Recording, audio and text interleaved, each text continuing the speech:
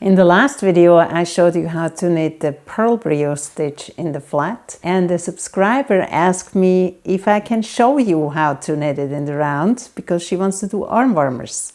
I'm still working on this Wunderknäuel, which has presents inside. I got that from Secret Santa.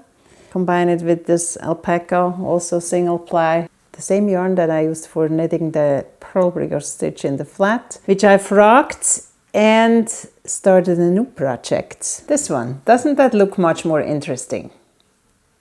I actually thought I'm gonna make a cowl in the round and started with this section here. I cast on 120 stitches. I put it on and it was too big. But as it was sitting on my chest, I thought, ooh, this would be a nice sweater. I'm just gonna make a sweater out of this. Total impulse sweater. I have no idea how it will turn out. This will be another video. I won't bother you with this today because today I will show you the purl brioche stitch worked in the round. This is another example of the purl brioche. I knitted this sweater and I'm actually almost done for the longest time already, but I got stuck at the neckline because you see on this side this part looks different than here, so it means I have to frog this. This is not gonna be fun, so I got stuck. It would take me no time to finish this. All I have to do is really the neckline and closing the armholes. I think it turned out very nice. It has a nice border, half brioche border or whatever it's called. And then basically the whole sweater is the purl brioche. And here around the chest, the bright yarn is variegated. Let's turn it around. It's doable. You can knit the whole sweater in purl brioche. And actually that pattern comes from Lisa Renner. It's called All About the Scales. I linked the pattern in the description. I love this sweater. It's very soft and probably super warm. This would be your cast on row or the row of whatever pattern you come out of or border. So the first stitch of your row would be a lift off as to purl with yarn over. And then you purl a stitch, you lift off, you purl a stitch. You can also start with the purl. It doesn't really matter, depending on what you knit before. One or the other might look better. But you will alternate the rows anyway, so it doesn't really matter with what stitch you start.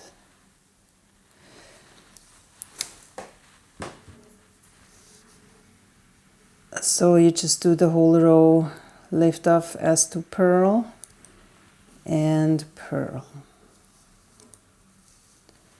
The most important thing in the first row is that you don't make a mistake. Because that's going to be annoying to fix. You probably would have to frog the whole row. Here I'm at the end of my row. I leave the pink yarn that I just used to the right. And then I get into my brioche row. And since this is the right side of the fabric, I can just knit brioche all yarn over stitches. And then I have to purl the other stitch. So the pattern is pretty much like you would knit a seed stitch.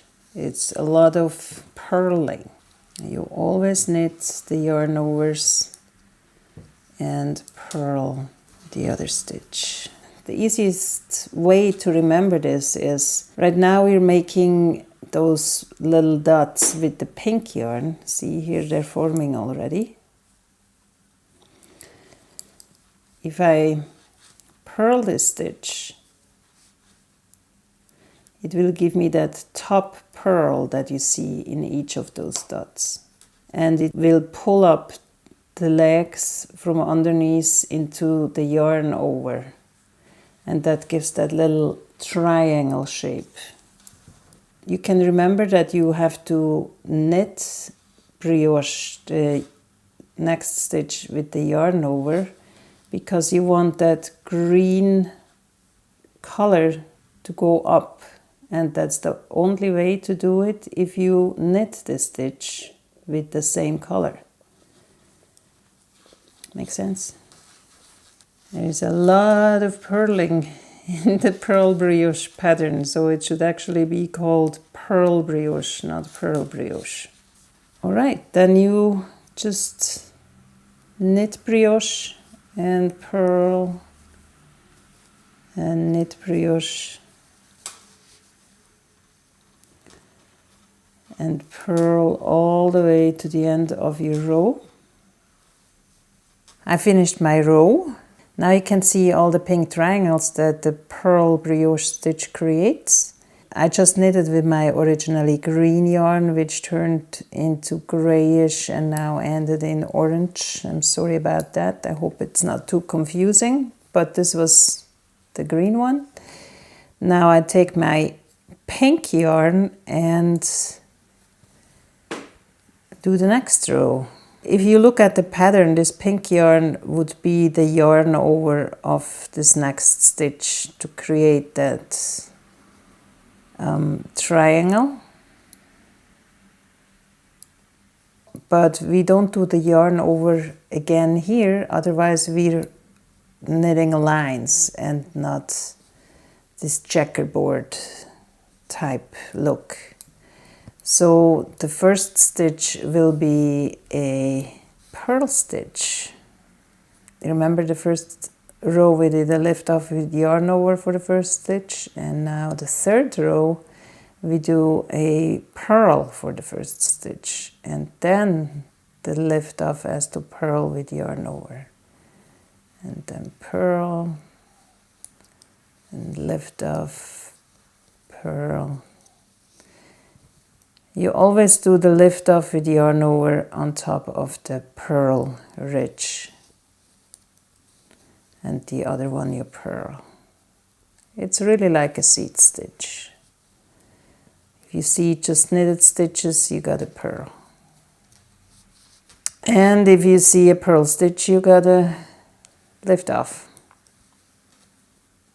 I do that for the whole row, and then I show you the next and last row to create the pattern, and then the whole thing starts from scratch as long as you want. It's a 4-row pattern. I'm done with the third pink row, and I will change again to the original green, now unfortunately orange gradient yarn. I say unfortunate because the pearl brioche pattern will probably not be as visible with orange as a contrasting color to the pink. But I decided not to rip the yarn. The first stitch we do is gonna be purl, knit, purl. If you do the pearl brioche pattern on the right side, like we do here now, there will be a lot of purling. If you like to do it with a little bit less purling, then you probably should do it from the wrong side. And to do it from the wrong side, you just do everything in reverse. For example, the brioche stitches will be purled. If you do it from the reverse side, you will see this as you knit. And we'll create this on the other side. And here I'm at the end of my 4th row, and we're in green territory again with the gradient yarn. And once more I change to my pink yarn to start with the first row again, which will be a lift off as to purl, purl, lift off as to purl, and so on. So it's a very simple stitch. Takes a little longer than if you would work every stitch, but the effect is really cool, and you don't hold 2 strands of color in your hand. And even with gradient yarn, it looks a little more chaotic. If you have very clear, for example, black and white, it's going to be a very clear pattern like the sweater I showed you before. But even with gradient yarn, it looks interesting. Check back for the whole sweater. I hope it will turn out great. I'm really excited. It looks different. You know, if it doesn't turn out well, I won't frog it again. This is it. It could be that it doesn't fit at the end, because what I'm going to do, it's going to be this way around, and then I decrease here to the neckline. You know, it's going to work out. But if it doesn't work out, I am not frogging it again. This is it. I frogged it enough. Then I will just make a pillow cover or a skirt for a girl or a bed for a cat or something. Thank you so much for watching. I really need to catch up on knit 50 squares in 50 week blanket. I have a really fun plans for that. And also I have a very fun knitting project coming by hopefully end of January. So check back for that. If you want to see the pearl brioche stitch knit flat, watch this video. If you want to see something else, click up here, subscribe, like, and let me know how the stitch works out for you. Bye bye.